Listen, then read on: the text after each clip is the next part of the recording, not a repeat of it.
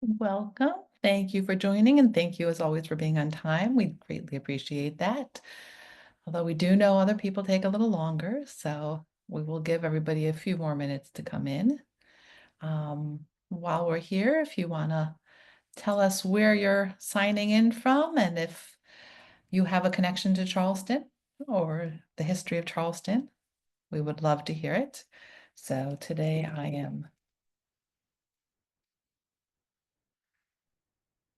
and I've actually never been to Charleston, so I don't have a connection. But if you do, we'd love to hear it, please. So please, if you could put into the chat where you're signing in from today, so we know who's in our audience. Thank you from Aventura. And also, if you have something you're hoping to hear for today, or there's a reason your connection to Charleston, we would love to hear that as well. Like I said, we'll give everybody a few minutes.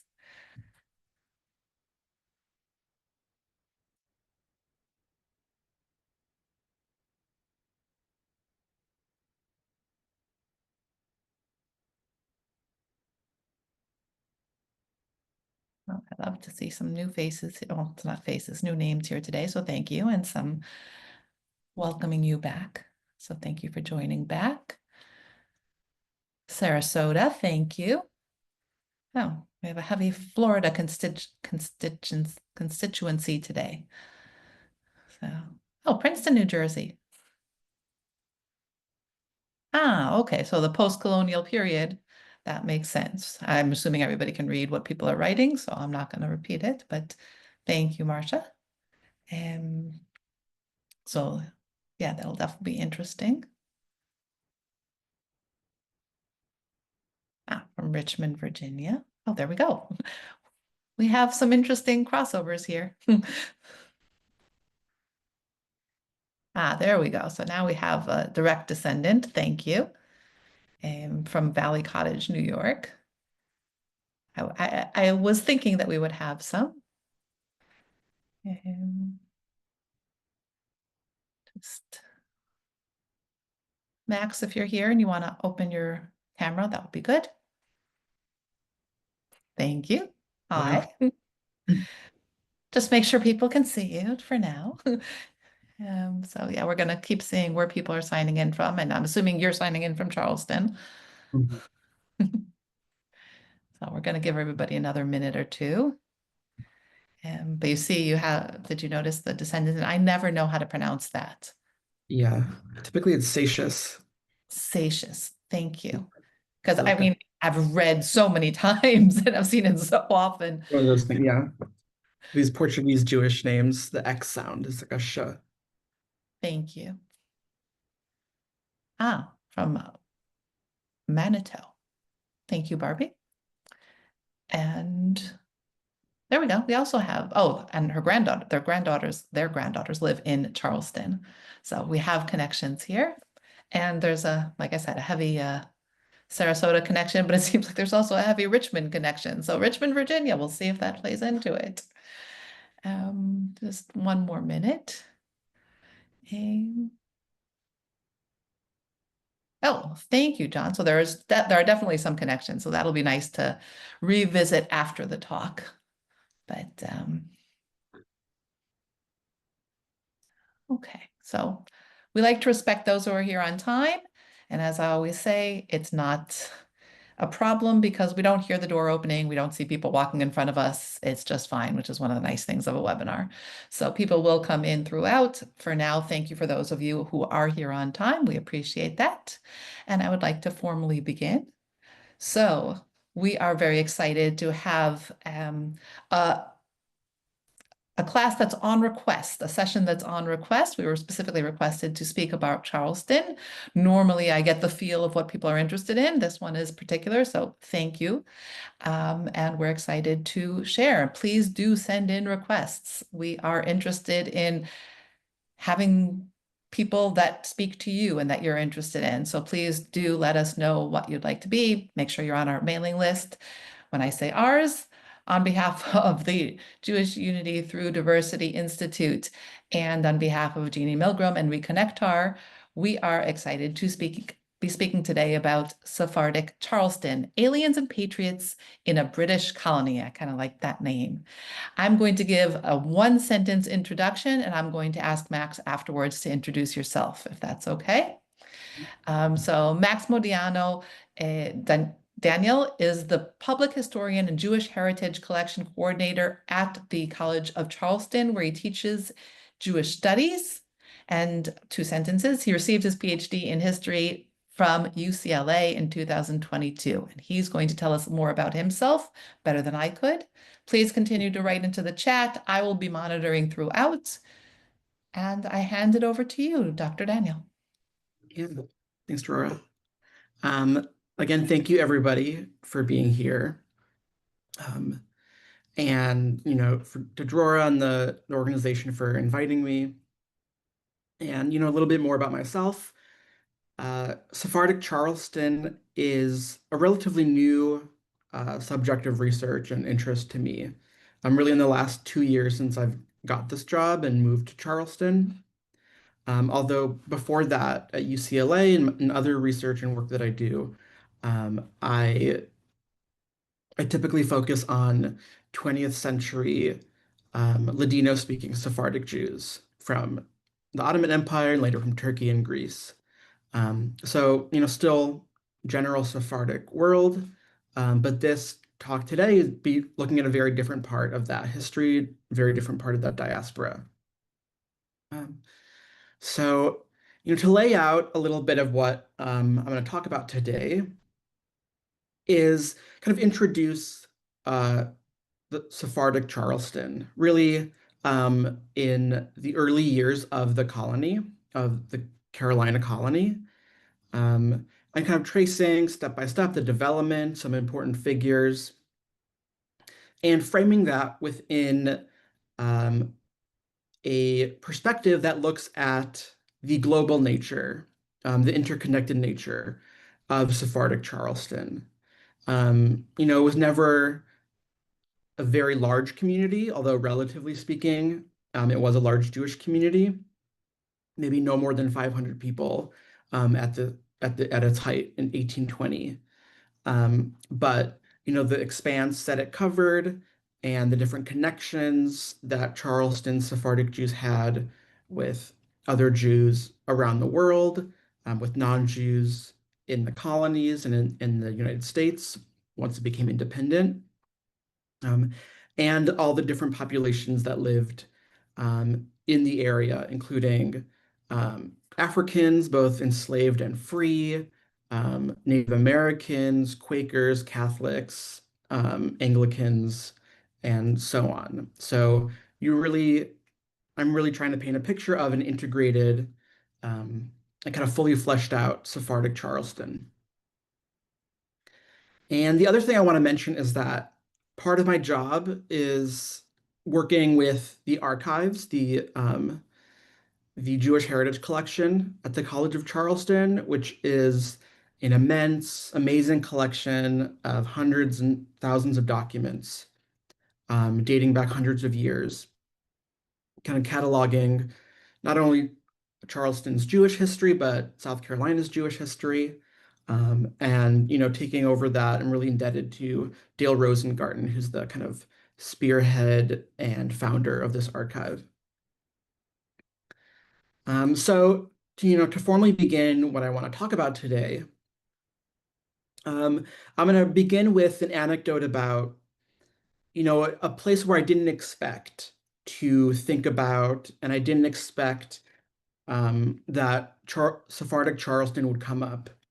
And that is in the city's and the state's Black history. And, I've been here for less than 2 years, so I'm kind of reading different things about the history. Obvious, it's incomplete history that I know. But I started to notice these names among important figures in South Carolina's Black history. On the left here, there's a photograph of Anna Costa Banks, who's an important nurse. We don't see the slide. Oh, let me see. I think I forgot to share. Here we go. Now we see it. Thank you. Okay, great. So Anna da Costa Banks is an important figure in Charleston's medical history, and especially Black medical history and nursing. In the middle, there is Francis Cardozo, who was really important in founding the Avery Institute, which is still around today. Important school for the city's Black community and for training teachers. And then there's not an image of him, but I found kind of the setting that he would be part of is this representative in the South Carolina State Congress from Orangeburg County, so not Charleston, Thaddeus Sesportus, who's African American. So, I don't know most, but many people this may not ring any bells, or this may not kind of trigger any connections to Jewish history. But one of the exciting things about coming to Charleston with this Sephardic perspective is kind of seeing these names pop up. And I kind of tell I tell people when they come to Charleston, like typically, especially in the 19th century and earlier, if you see or hear a Spanish sounding name, more than likely there's a Jewish connection. And, indeed, of course, I did like a little digging. And all three of these figures and their families, which are, well known in South Carolina's Black history, have some connection to Sephardic Jews. And as you can imagine, many of these connections are through slavery. Some of these descendants were enslaved by Jewish families. Others were children of relationships between typically free white men, these Jewish men, and some enslaved or often free women of color. And this is one of the ways that Sephardic Charleston, the legacy still continues. Especially the Da Costa family is still around and still kind of a known entity in the city. But of course, this is just one kind of outcropping. This is just one branch of this much larger Sephardic Charleston history. And so, where did this start? How did these figures get to be prominent in South Carolina history? And what is the connection to the Jewish community? Okay. So hopefully I'm not going to spend too much time on this. This may be familiar to many people. But of course, when talking about Sephardic history and a modern Sephardic history, we really often begin with the expulsions from Spain and Portugal. These, Spain expels its Jews in 1492. Portugal does so soon after in 1497. And especially in Portugal, which, converts, is a little bit different than Spain's history with Jews. Portugal kind of mass converts its Jewish community overnight. So you have a huge population of conversos, as they're called, converted people who are still practicing Judaism, sometimes vestiges of Judaism, different levels. These are known as crypto Jews. And because it happens en masse, Judaism is preserved a little bit more strongly in Portugal because you have whole families, whole networks, kind of still maintaining those connections.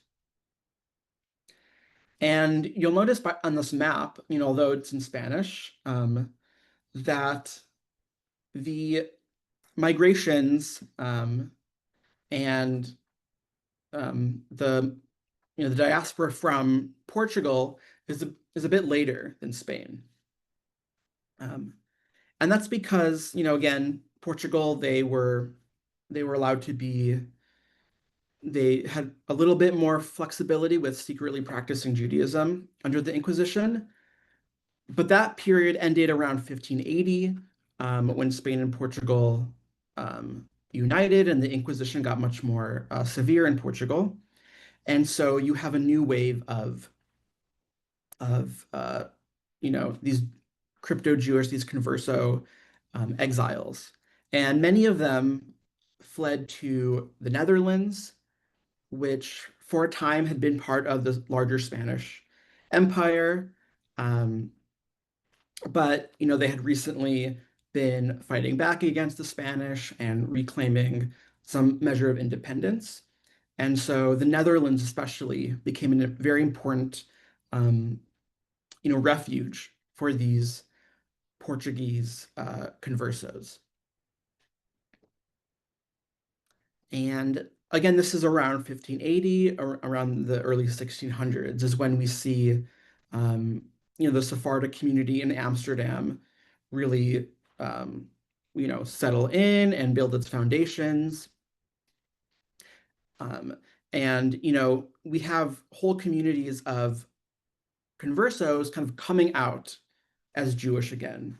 They had been outwardly Catholic for a generation or two, and they're coming back to Amsterdam, with, they're allowed to be Jewish.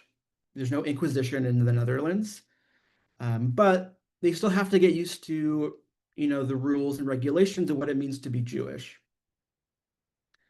Um, so, there are a lot of efforts to educate these people returning to Judaism, efforts including, especially writing texts and introductions to Judaism in their native language, which kind of is a combination of Spanish and Portuguese. I have to emphasize it's not Ladino. Ladino is, developed after the expulsion, but in the Eastern Mediterranean. Um, and, because of these Portuguese Jews in the Netherlands, because many of them maintained family and business connections to Portugal, to Spain, they were able to kind of work in an economic niche and kind of develop a commercial network that would spread to the Americas when Spain, Portugal, and then the Netherlands and England would all seek out colonial holdings, would all seek out the resources that the Americas had.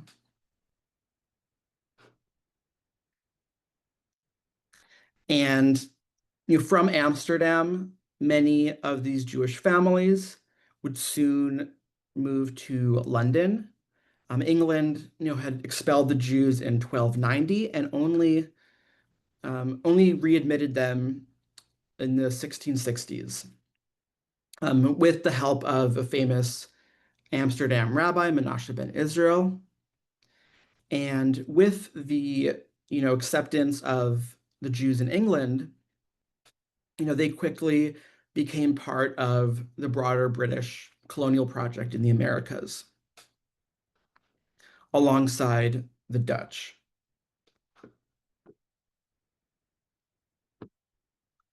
And you can see here the kind of the map and the many interconnected routes of Portuguese Jews. London and Amsterdam, of course, are the main feeders of what the Charleston community will become. And then you see kind of the New World community centers. Brazil kind of emerges first, with its short-lived Dutch period, especially Recife. Once that is overtaken again by the Portuguese, Jews would be unsafe there under the Portuguese Inquisition.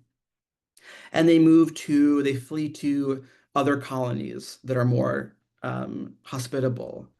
Suriname, which, becomes a fascinating Jewish community, Jewish history there.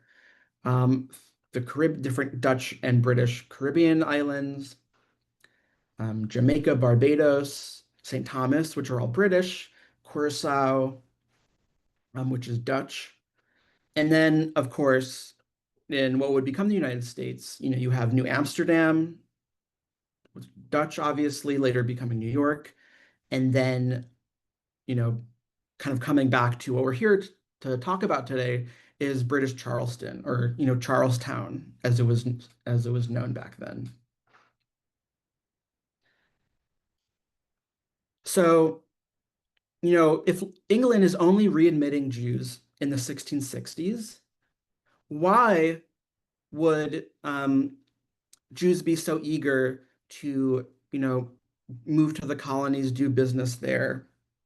And what about these colonies in the British realm and also in the Dutch realm was so attractive to Jews? And why would these empires, especially the British, be more open to having Jews in these places? Um, this is especially so because we have to remember that at this time, around the late 1600s and early 1700s, the colonies were under kind of a different set of legal rules and laws, especially around citizenship and property and representation, than the mainland.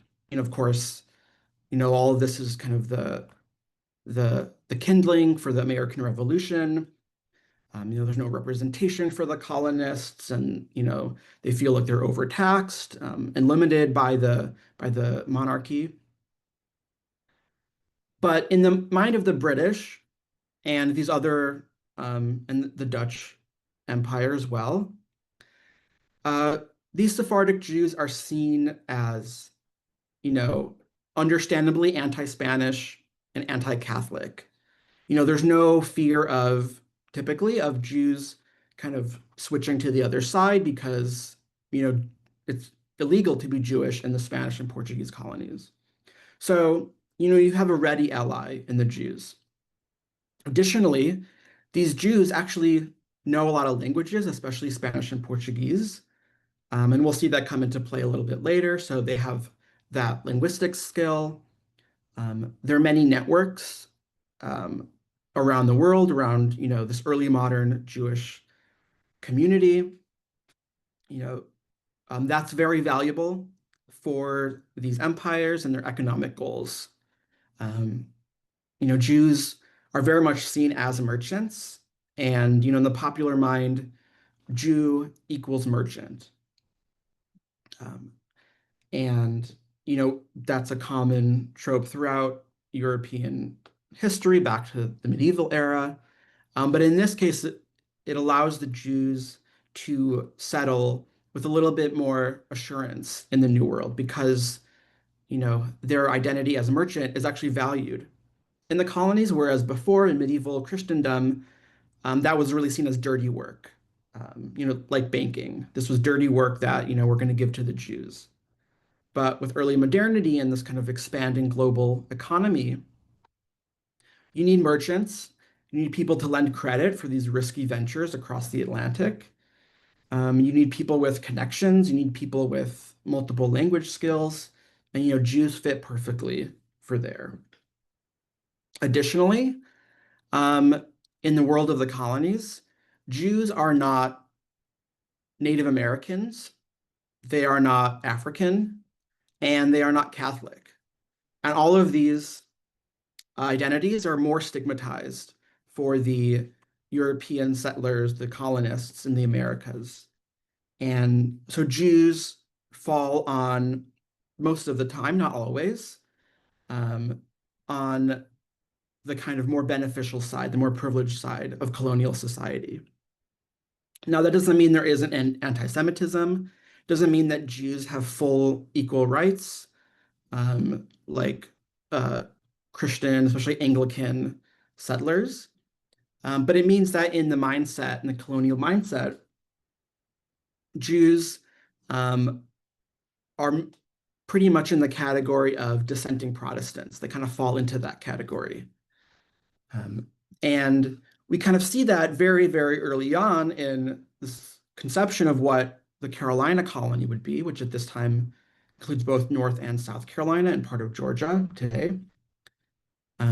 This was kind of a perspective. This was a kind of political treatise about what they want the Carolina colony to look like.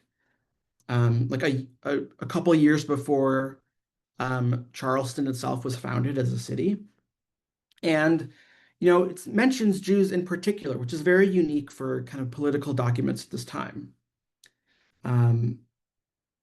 It mentions that, they're going to allow the presence, the settling of Jews, heathens, and other dissenters from the purity of the Christian religion. Now, this constitution, the fundamental constitutions of Carolina, this was kind of a byproduct of Lord Ashley Cooper, one of the kind of the lords managing the Carolinas, as well as the philosopher John Locke. He's very well known for kind of his Enlightenment work. And this is kind of reflective of the other aspect of, why Jews are relatively welcome in the colonies, is this Enlightenment philosophy. Is that, can we understand that Jews, as well as heathens and other dissenters, people who don't follow our particular Anglican Protestant religion, we're going to let them settle here. We're a little bit more tolerant. But of course, if you keep reading, it comes with a caveat. The idea is that, okay, we let them in with the eventual goal that they'll understand that, Protestant Christianity is the true religion and that they'll come and join us. This is often kind of one of the justifications for toleration of Jews, going back centuries, going back to Martin Luther, before he kind of turned into a rabid anti-Semite, where they'd be like, we have to treat the Jews well because we want them to eventually convert. So, it's tolerant, but, with a big asterisk. So when Jews come to Charleston, to Carolina, there's both this Enlightenment philosophical aspect, like a little bit broadening, that, as long as you believe in something, believe in a God, you can come and settle with us. There's also the racial social dynamic where Jews kind of fall down on the more privileged, more belonging side, and of course the economic side. And that can't be understated. These colonies were economic ventures, especially for the Dutch. I mean, the Dutch West India Company was very much kind of ruling many parts of the colonies, not just the business side. And so, no, these were economic ventures, and Jews are the ones who would take the risk to, do business in this new place, still, not, still potentially dangerous, doesn't have all the amenities yet that the old world has. So, who's the first Jew? Who are the first Jews in Charleston, in Carolina?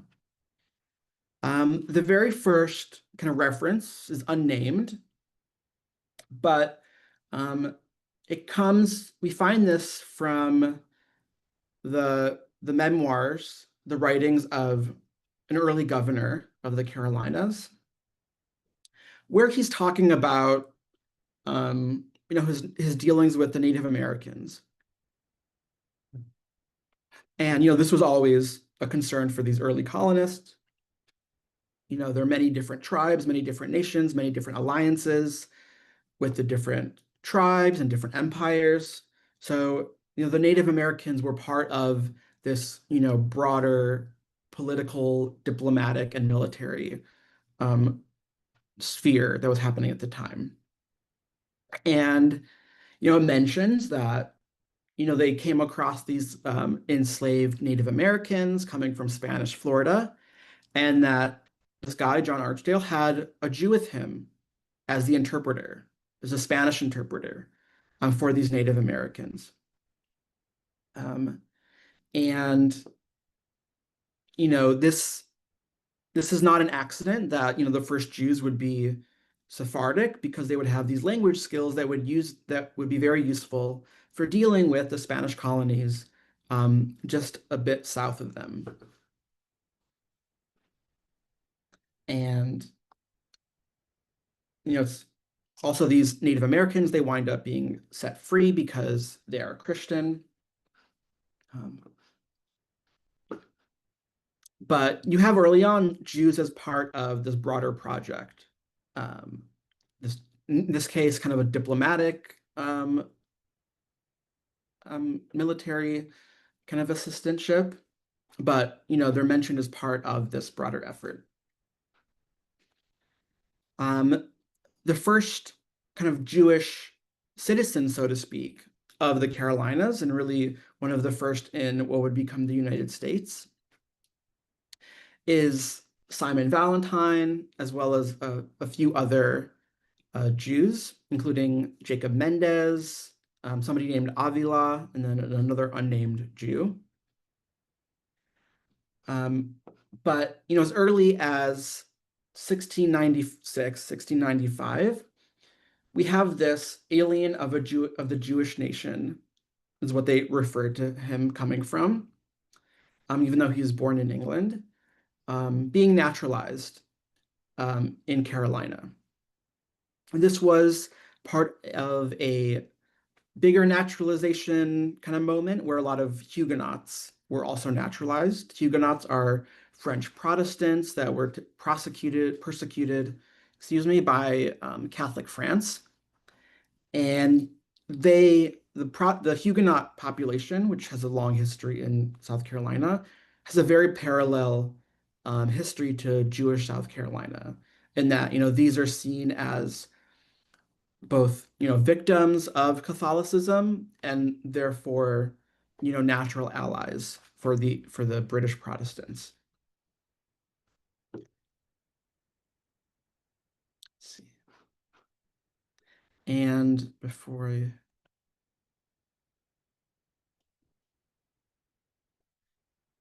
Oop, I'm gonna move back. Okay. So this is in 1690s, but really foreigners, which Jews are considered foreigners, even if they're born in England, they're only really allowed to naturalize with the British Plantation Act in 1740, after 7 years of residence. And this is important because this was much more generous than the laws in England. It was much harder for Jews to attain citizenship in mainland England than it was in the colonies. So politically and legally as well, Jews had a bit more recourse to the law, to the courts, and for more legal rights in the colonies. And one of the fruits of that difference, of that the extra rights that Jews would have in the colonies, can be seen in the Salvador family. The Salvadors were a relatively wealthy Jewish family in London. They previously came from Amsterdam. And it's most well known for Francis Salvador, who as a young man came to South Carolina. He worked with local kind of patriots and kind of developing South Carolina's colonial legislature, and he later died in an early battle of the Revolutionary War in the upcountry, kind of far up north in South Carolina. And he's also known for being the first Jewish person holding elected office in the colonies, and also the first Jewish the first Jewish soldier to die in the Revolutionary War. So Salvador kind of has a lot of clout in that way. But one of the reasons why he was in South Carolina in the first place was that his uncle, who also happened to be his father-in-law, um, Joseph Salvador, invested a lot of money buying land in South Carolina, possibly in order to kind of, as by shifting resources to the colonies, his descendants would have better access to inheriting that wealth, as opposed to in London in England, where as Jews and not full citizens, their ability to pass down property and wealth was a bit more curtailed. So there's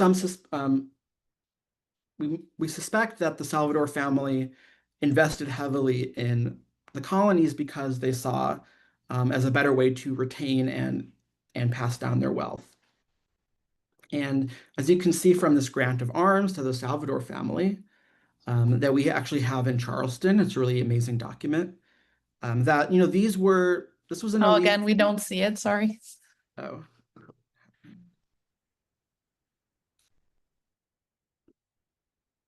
let's see.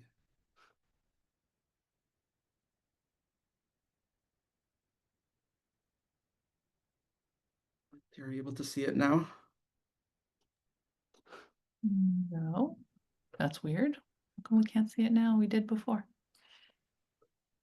Interesting. I'll stop and then share again. Okay. Oh, maybe it's me because Laura is saying she can see it. Okay, Oh. if everyone else can see it and it's just me, that's fine. Now I see it. I hope everybody else sees it too. Um, okay. And there's also some suspicion that, this investment in South Carolina was also part of a plan to resettle Jews, especially poor Jews, from London, from Amsterdam, in the Americas, which was the plan in Georgia in 1733, where a group of Jews, mostly Sephardic, came to Savannah, Georgia, as a part of this colony for, poorer people. Speaking of, Salvador, Francis Salvador, so the young nephew of Joseph Salvador, and the Revolutionary War, there were many other South Carolina Jews who fought and died in the Revolutionary War. Um, you know, Somebody mentioned the Satius family. Abraham Satius was a captain in the Revolutionary War in and around Charleston. Um, and, many other Jews from Charleston and from elsewhere fought in the Revolutionary War around the area. So much so that, one particular company under the command of Colonel Lushington, who's a Quaker, was also known as the Jews Company. Even though a majority of the soldiers were not Jews, but there were enough Jews that, people popularly called it the Jews Company. And this was because these militias were kind of organized geographically where people lived. And so this was particular from the part of Charleston that Jews lived in.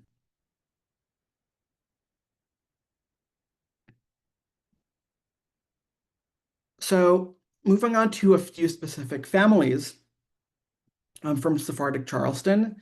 Again, we see really this global connection of all the different places where they went, where they lived, where they worked before settling in Charleston.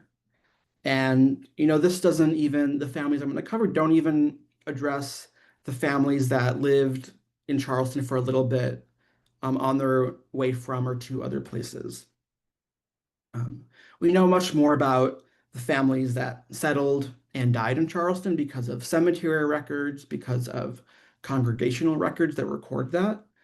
So we know much less about people who were neither born nor died in Charleston, but maybe lived a bulk of their life there, which is the nature of the records. But for example, the De Leon family in their family Bible, um, which, notably a lot of the texts, especially biblical texts that these Sephardic families have, are not necessarily Jewish publications. They're, Hebrew Bibles, but they're sometimes for, a general interested audience, which includes like, Christian Hebraists. Um, but this is the book that they could get their hands on. But for the De Leon Bible that we have here in Charleston in our archive, we have a mention of all these different places where these people in this family were born and where they died, including Amsterdam, Jamaica, New York, Philadelphia. Philadelphia becomes really important because during the British occupation of New York and also of Charleston, many of the Jews there kind of fled to Philadelphia, which is kind of the last Patriot stronghold during the war. Um, and then, of course, Charleston and also other parts of South Carolina too, like Camden and Columbia. Another important family that comes, a little bit later in this history, in the mid 1800s, is the Peixotto family, another, Sephardic Portuguese family, um, showing the connections to other Caribbean and Dutch colonies like Curacao, which had a very strong connection to Charleston, as well as St. Thomas in the Virgin Islands. And both Curacao and St. Thomas have some of the oldest synagogues in the Americas. But, again, these individuals, whether it's Solomon Cohen Peixotto, who was the Chazan and Shochet of the communities, they would often, travel and work at these different congregations, depending on, all kinds of circumstances why the family would move. And next, is possibly one of the more influential Sephardic families of this early period, the Costa family. Isaac Costa was born in London. He was a very successful merchant. He was also an early chazan of the congregation in Charleston. Among the many things that he sold and traded included enslaved people from Africa. And, like other traders, other merchants in this part of the world, in this era, trading in human beings as well as other products was very much part of the economy at the time.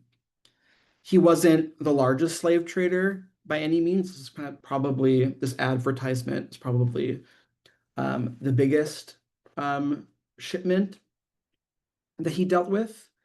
And at the same time, Jews were not especially responsible for the slave trade, as some anti-Semitic misinterpretations of history kind of sometimes portray it. And as well, Jews in Charleston and across the South and across the Caribbean owned enslaved people. Again, no more and no less than their Christian neighbors, with the exception that there were much fewer Jewish plantation owners. Jews, as they had been in Europe, were a largely urban population, especially this Western Sephardic population, and they would not own kind of this massive, agricultural plantation, although there were some, especially in South Carolina, so it wasn't unheard of. Da Costa is also important because his family burial ground became the congregation's family burial ground, became the congregational burial ground for Charleston. And its indenture, so one of the documents about, giving it over to the congregation, mentions all of these Western Sephardic congregations as trustees in London, Barbados, Jamaica, New York, Newport, and Savannah, Georgia.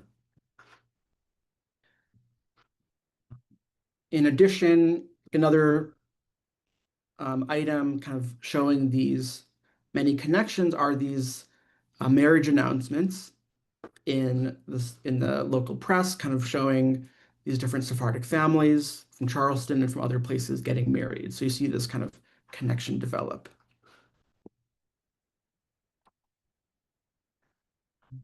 Running out of time, so I'm going to fast forward. So by, Isaac da Costa, these other families are present in Charleston in the mid-1700s. And in 1749, they form their congregation, Kahal Kadosh Beth Elohim, specifically according to Minhag Sephardim. So they're very much a Spanish-Portuguese Sephardic synagogue. Although they don't have a permanent synagogue building until 1794.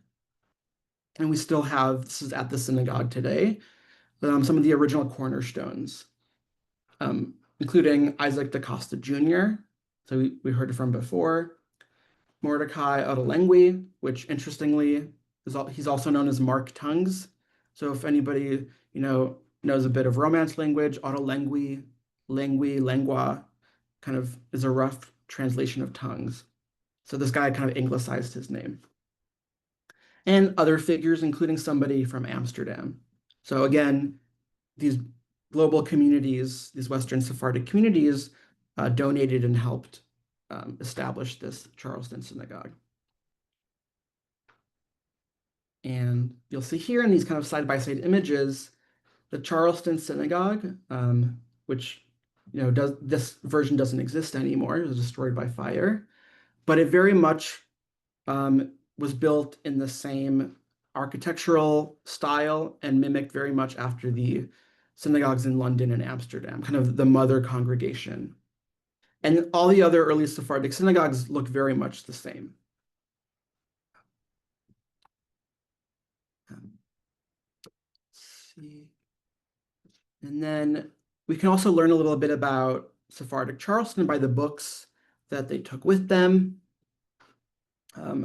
including many books in Spanish and Portuguese for Jewish audiences, including one by Menashe ben Israel that I mentioned before, as well as several of the first books, the first Jewish translations into English of books like the Bible and the prayer books, whereas English translations before were done by non-Jews, and again these Christian Hebraists. But we have a lot of these books in our collection of these very early English translations, and oftentimes these are owned and inscribed by women. So it kind of tells us that women, Jewish women who may not have been taught to read Hebrew, were using these English translations for their own worship, for their own study.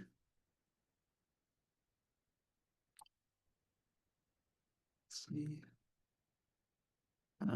This is the second to last slide, kind of talking a little bit about Charleston as the birthplace of Reform Judaism in America. In the 1820s, there was kind of a burst of activity by these young Jewish Charlestonians wanting reform from the synagogue service, and created the Reformed Society of Israelites, kind of inspired by what was happening in Germany, but this was the first kind of instance in the Americas. And one of the complaints that they had was the bad Spanish and Portuguese being used in the synagogue.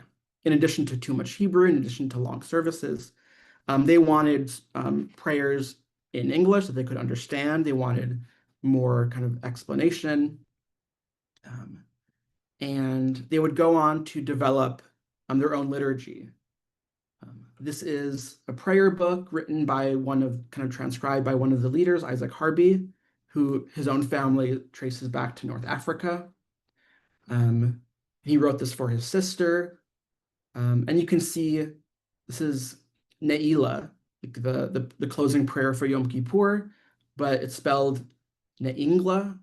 And this is very characteristic of Western Sephardic transliteration, where the guttural ayin sound, the Hebrew letter ayin, is translated to ng. So you'll often see that, and that's kind of a telltale sign of this Sephardic background. So at this point, in this Reformed transliteration, he's still using this transliteration practice. So to conclude, kind of bringing us back to where I started, are kind of these instances of where Sephardic Charleston can be found today. Because as a public historian, I'm also interested in where can we see the instances of this history today. And again, we can see it in the way that Black history is commemorated in Charleston. Um, like with Francis Cardozo, who is the son of a president of the congregation of Kahal Kadosh Beth Elohim, um, with a free woman of color, Lydia Weston. And he was not Jewish, he was actually a Presbyterian minister. But there's an institution, the Avery Institution in Charleston, that he founded, and his name is on the plaque there. And then that congressperson from the South Carolina government, Thaddeus Susportus, has a street named after him in Somerville, which is near Charleston. Whereas Charleston itself, as far as I can tell, has no street names named after Sephardic Jews. There might be one, but it's unclear exactly who it's named after. But yeah, so this is kind of where we see some of the legacies of Sephardic Charleston today. Very few of the descendants, if any, maybe one or two people that I've met, claim their descendants to these Sephardic Charleston families. So, it really lives on actually in some of these Black families and, of course, this history.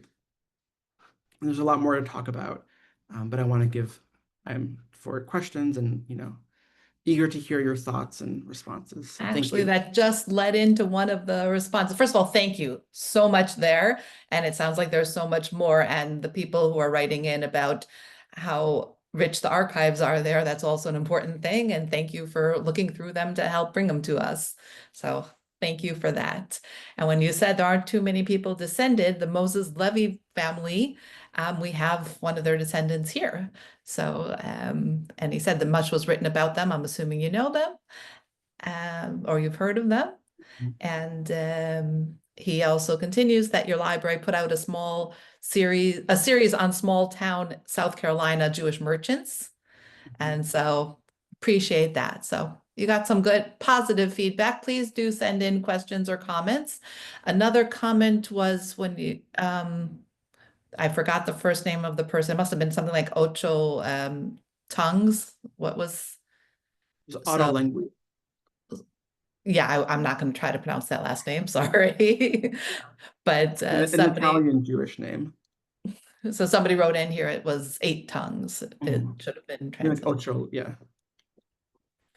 And then, of course, as always comes up in this, lots of comments and questions about slaves. And so I'm going to bring up a few. Before I do, though, I do want to mention that when we talk about slaves and Judaism and the interactions next week as a follow-up to this, or maybe not, just separate, we're going to be having Dr. Laura Arnold Liebman, and she wrote the book Once We Were Slaves, which talks about a family who traces its lineage both to slaves and to Jews, and how you can say more, but anybody who Yeah. wants, you're welcome to join next week. That's an It's exciting thing. excellent. I highly recommend everybody go see her talk. I'm glad I'm not following her. I can say that. Well, you're kind of, it seems to lead into it. It could be like, this is an Yeah.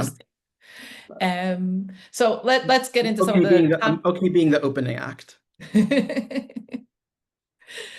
So a few people were writing in names of people that did sell slaves, so that Jews were involved in it, like the Mendez Seixas and the Cancino family.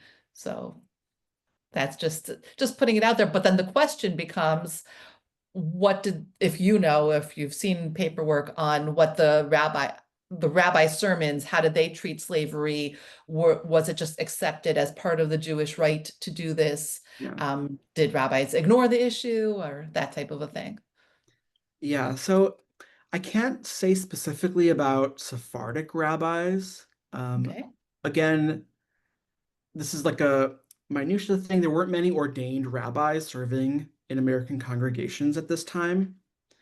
And many of them came from Germany. So there were like Ashkenazi rabbis serving in Sephardic congregations.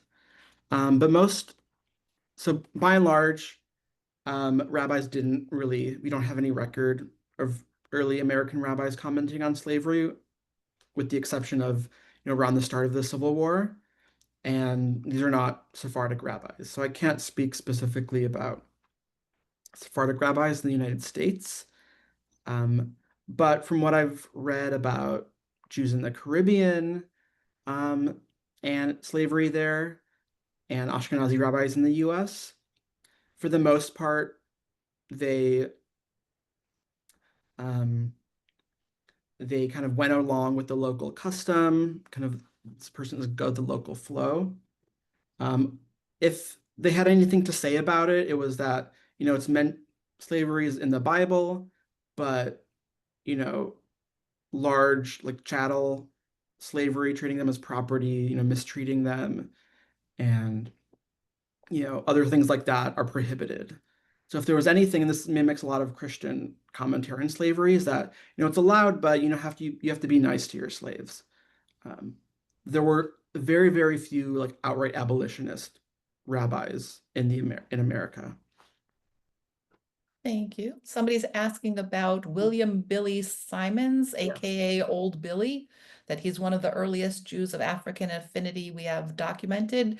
Do you know of him in the Charleston Yes. synagogue? So I'm glad this question was brought up because, you know, people are fascinated by this figure. We get a lot of research requests, and I've dug into his story a bit. So, I'm happy to talk more about him. Um, And we actually recently had some of his descendants, who claim to be his descendants, kind of meet up in Charleston and kind of reconnect with the community here. It was a really fabulous weekend. We had them over for Shabbat and we kind of gave them a tour. Um, and yeah, I mean, it's a really interesting figure. I don't want to go into too much detail, but he was an enslaved person in Charleston. He was enslaved by the newspaper company, so he wasn't owned by Jews. But he identified as Jewish and he claimed he was said to read Hebrew and Arabic and would pray in the synagogue. Um, Although he couldn't become a member because he was black, but apparently they let him, sit with um, the men's section of the synagogue and pray with them. Okay, so we'll have to wait for your biography on him. That sounds like an Yeah. interesting character. Um, have you found any links between Sephardic Jews and Spanish converso merchants from Latin America? Um, Not personally in terms of Charleston. I know there are for sure. Oh, for sure. Yeah, there definitely are. Yeah, and we there are even cases of Jews kind of switching back and forth between presenting as Christian in places where the Inquisition is enforced and kind of going back to Judaism when they're like in Amsterdam or Livorno or somewhere where it's okay to be Jewish. And sometimes it's literally like putting on and off a hat. Like you put on your Christian hat or you put on your Jewish hat. Um, so we do know that there was a lot of back and forth between, even within the same families, like cousins that are Jewish and cousins that are Christian, and they're doing business. Um, Thank you. Yeah, so you haven't found anything particularly in Charleston. um, no, I think at that point in the 1700s, and especially that far north, it wouldn't be as strong, but it would probably be, you'd probably find more in the Caribbean, which is, closer to Latin America, those converso communities. Okay, thank you. So um, there are two questions here that they're follow-ups. The question is, in my follow-up email, may I send your contact information? Yes. Okay. Um, and so I will send that out. And I will send out some books, and Max, if you have a few books you can suggest to research on the subject, and I believe that that's the subject that you were just talking about, the links between the Sephardic Jews and Spanish conversos. So I know I have a few, but if you have one or Yeah. two that come to mind, that would be great. Yeah. I mean, Laura Liebman's um, I can't remember the titles off the top of my head. Right, Jonathan, that's why I said we'll send it out. yeah, But also, Jonathan Israel is another good scholar. Jonathan Schorsch, these two Jonathans are really good. Aviva Ben-Ur, yes. you've had on before talking about Suriname, which is like its own little microcosm world. It's so interesting. Yeah, the reason I started getting into this whole concept at all is because of Suriname and that corner where you had, the church right next to the synagogue, and everybody would just go back and forth. It didn't really, it's a crazy concept. Yeah. So yeah, I will send out that list in the follow-up. So thank you. This was, like I said, quite enlightening, and maybe you'll join us next week for Laura's talk. Yeah. And I hope everybody here does. And thank you again. We hope to speak Yeah, again. you're welcome. Thanks, everybody. Thank you, Dora, for the invitation. Bye. Bye.